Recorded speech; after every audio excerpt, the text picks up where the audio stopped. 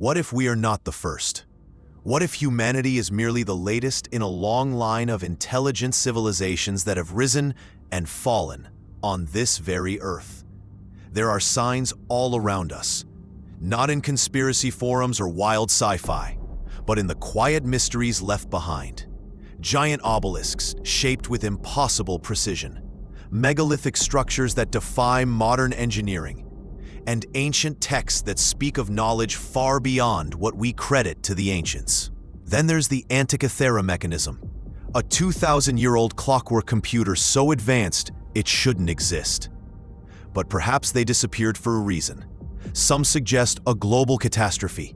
Others speak of the Great Flood. Yet one theory pierces deeper, the dark forest hypothesis. The idea that the cosmos is silent because every intelligent species is hiding, fearing annihilation from something far worse.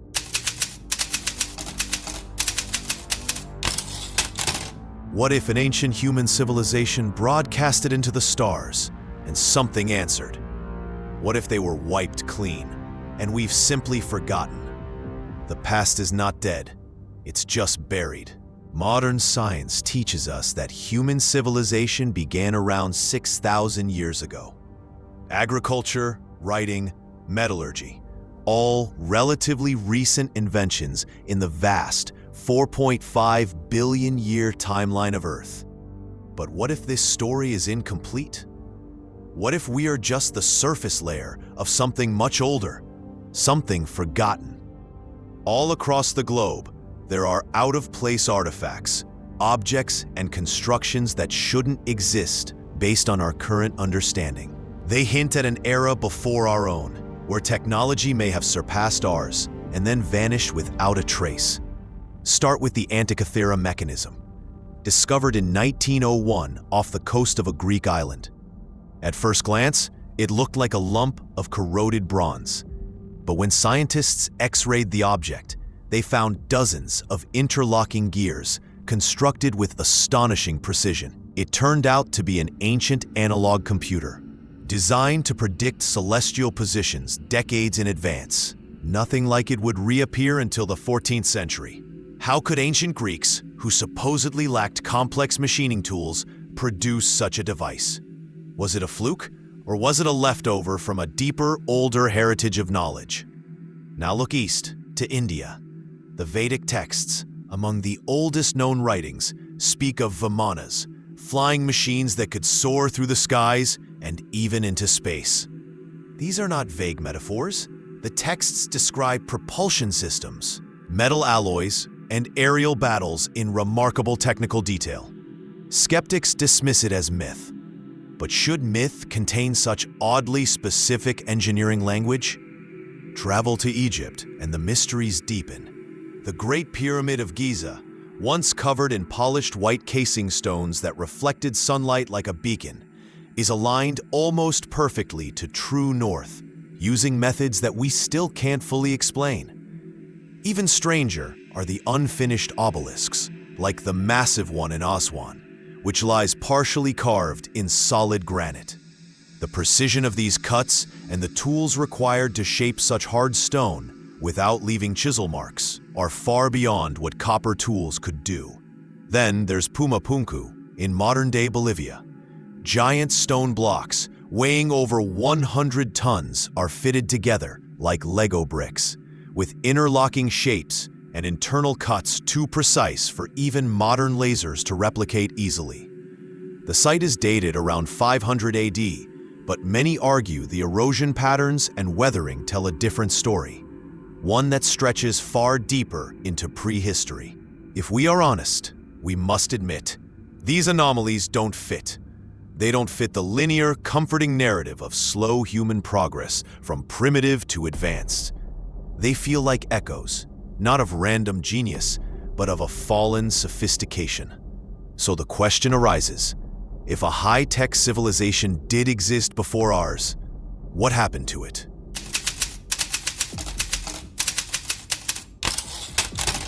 Civilizations don't just disappear, they leave traces. Bones, bricks, stories. Yet if there once was a global society older than ours, where are its ruins? Why isn't it in our history books? The answer might lie not in absence, but in annihilation. Earth is not a stable cradle. It's a volatile engine of change. Over the past few 100,000 years, our planet has gone through dramatic upheavals, sudden climate shifts, megafloods, mass extinctions, comet impacts, and volcanic winters.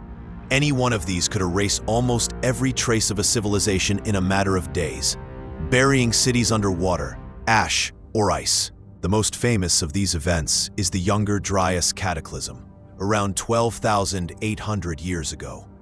Just as Earth was warming after the last ice age, the planet was suddenly plunged back into a deep freeze for over 1,000 years. The cause? Many scientists now believe a fragmented comet struck the northern hemisphere, unleashing wildfires, tsunamis, and floods on an unimaginable scale. Coincidentally or not, ancient stories from around the world speak of a global flood. The Epic of Gilgamesh, Noah's Ark, Deucalion's flood, Manu's deluge. Different names, same pattern. A world drowned, civilizations swept away, a few survivors carrying fragments of forgotten knowledge. Mainstream archaeologists see these as metaphor.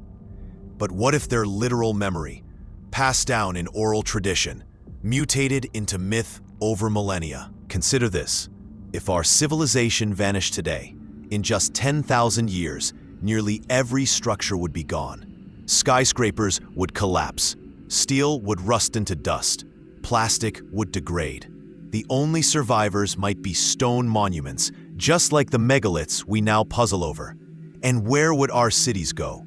Many of them, New York, Shanghai, Tokyo, sit on coastlines. In a global flood, they'd be among the first to vanish beneath the waves. Over time, tectonic activity and sedimentation would bury the wreckage under miles of earth or ocean floor. We may be standing on the ruins of a world we've already forgotten. Even the Antarctic ice sheet holds secrets. Satellite imaging and radar scans have revealed strange geometric shapes beneath the surface, structures that some speculate could be man-made. If a prior civilization existed during a warmer interglacial period, when Antarctica was ice-free, it might now be sealed under miles of snow and ice, waiting to be rediscovered. There's also the matter of tectonic subduction, the process by which entire landmasses are pulled under Earth's crust. Entire continents could vanish into magma, erasing all traces of a people, their cities, and their technology. So perhaps the question isn't, did an ancient civilization exist? But rather, how many have we already lost?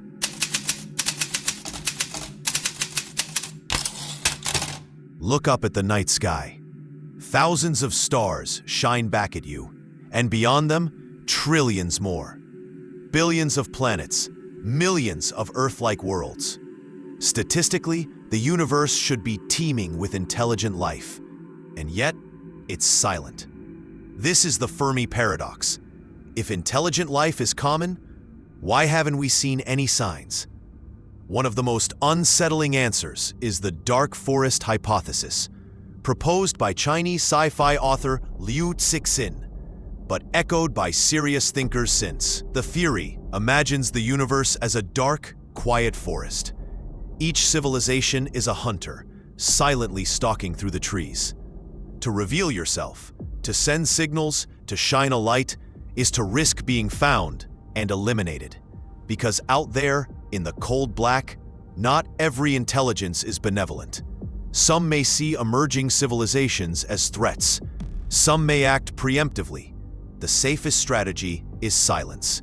Now ask, what if an ancient Earth civilization didn't stay silent? What if, during their golden age, they looked to the stars with wonder and broadcasted their existence to the cosmos? The ancient texts from Sumeria and India speak of gods descending from the sky, of battles waged in the heavens, of divine warnings. Could these stories reflect real events, distorted memories of contact, or consequences? Imagine a scenario. A prehistoric advanced civilization creates global infrastructure. high technology, perhaps limited space travel. They discover radio and start transmitting signals, or even launch exploratory craft.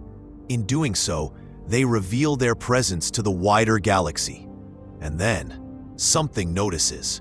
Within a few centuries, or even less, a disaster unfolds. Not a natural flood, not a comet, but an extermination. Perhaps through a virus, perhaps from orbit, or perhaps by triggering an unstable reaction, even nudging an asteroid, letting physics do the dirty work. And then, silence returns. This could explain why so many ancient monuments appear unfinished, as if something suddenly halted the builders. Why cultures with high precision engineering left no slow development curve, but appear to have jumped into existence and then crumbled. It would also explain the obsession with secrecy in ancient priesthoods and mystery schools. Some knowledge was deemed too dangerous. Some was meant never to be spoken again. But humanity, or something like it, survived. In scattered tribes, in myth, in stone, and eventually, civilization restarted, forgetting what came before. We're now repeating old steps. Radio waves, probes, SETI, and the forest listens. If we are to believe mainstream history, ancient civilizations were primitive, reliant on copper chisels, stone hammers, and brute force. And yet, scattered across the world are monuments, artifacts, and carvings that defy this narrative. Let's begin with Egypt, again, but deeper. The Great Pyramid isn't the only enigma. Inside the ancient granite boxes of the Serapeum of Saqqara, located in a dark underground necropolis, we find 80-ton sarcophagi made of solid granite, perfectly hollowed and polished with machine-like precision. The corners are flawless, the interiors are smooth to the touch. These are not the rough works of Bronze Age masons. They are mechanically exact, measured in fractions of a millimeter. Graham Hancock, Christopher Dunn, and other researchers have pointed out that such craftsmanship would require high-speed rotary tools, diamond-tip saws, or ultrasonic cutting. But no such tools have been found. Why? Perhaps they were made from materials that didn't survive. Or perhaps they weren't from this epoch at all. In India, the Kailasa Temple in Ellora is another impossible wonder. It's not built, it's carved downward from a single piece of basalt rock. An estimated 400,000 tons of stone were removed, with such accuracy that multi-level chambers, columns, and staircases interconnect seamlessly, and all of it supposedly done with hammers and chisels. But where are the piles of debris? Where are the worker camps? The logistic support for such a project is conspicuously absent. Similar mysteries appear in South America. In Cusco, Peru, the walls of the ancient city are made of polygonal stones, each weighing several tons, fitted together without mortar. So tightly, in fact, that even a piece of paper cannot fit between them. These stones have 12 to 14 sides, interlocking in a way that defies logic, as if they were softened and molded, not carved. And what about Göbekli Tepe in Turkey? Dated to nearly 12,000 years ago, long before agriculture or writing. This site contains 20-foot-tall, T-shaped pillars, weighing up to 20 tons, arranged in circles, carved with intricate animal reliefs. The builders were supposedly nomadic hunter-gatherers. How could they lift and place these stones with no tools, no wheel, no engineering? Mainstream archaeology attempts to rationalize these structures with incremental cultural development. But the truth is, there's no developmental arc. Many of these achievements seem to appear out of nowhere, fully formed, then forgotten. Even more disturbing, in some places, the evidence of high technology is almost fossilized. Drill holes in granite, ancient machining marks, perfectly straight lines cut through basalt, all pointing to tools that shouldn't have existed for thousands of years. It's as if someone pressed fast forward on human capability, and then slammed the brakes. If these tools were once real, and this knowledge once existed, then its erasure was either deliberate or sudden, which leads to a haunting possibility. Were these civilizations destroyed because of what they discovered? And are we now, unknowingly, walking the same path? If we accept, even briefly, that a technologically advanced civilization existed before ours and was destroyed, then we are forced to ask two uncomfortable questions. Why don't we remember them? And why are we repeating their steps? The first answer may be memory itself. Civilization is fragile. Without constant transmission, language, text, storytelling, knowledge vanishes. After the fall of Rome, Europe plunged into centuries of illiteracy. Libraries burned. Engineering was forgotten. The knowledge of concrete, aqueducts, medicine, all lost. And that was a relatively minor collapse. Now imagine a true global reset, an event so cataclysmic that only a few survived, scattered across continents, traumatized, reduced to survival mode. Within 3 generations, almost all complex knowledge would degrade into legend, myth, or nothing. Technology would become magic. Machines would become chariots of the gods. Satellites would fall. Servers would die. Civilization would become a dream. And this leads to the second question. Why does mainstream academia resist this so forcefully? To be clear, science is a process, and many researchers work with integrity. But institutions are built on consensus, and consensus is built on foundations. If those foundations crack, if an advanced pre-Ice Age civilization once existed, it doesn't just rewrite a paragraph. It shatters the entire timeline. It questions everything from anthropology to evolution to theology. So anomalies are ignored, reclassified, or ridiculed. The Antikythera mechanism becomes a fluke. The Vimana texts are symbolic. The megaliths are just clever engineering. All while new discoveries continue to emerge. Underwater ruins off Yonaguni, melted stone structures, ancient maps showing Antarctica ice-free. But perhaps the biggest question isn't about the past, but the future. We are now approaching the technological frontier again. Artificial intelligence, genetic engineering, quantum computing, nuclear weaponry. We're reaching upward and outward, faster than ever before. We've resumed broadcasting our presence into space. We launch probes. We scream into the void. But what if the silence is not passive, but imposed? What if the universe is not empty, just watching? What if ancient humans were warned and ignored that warning? And what if we are now nearing the same precipice, where too much knowledge, too fast, leads to a reaction not from nature, but from something else? A reset, a cleansing, a silence. And once again, thousands of years from now, someone will stumble upon our ruins. They will dig up our satellites, decode our myths, marvel at our precision, and ask the same question: what happened to them?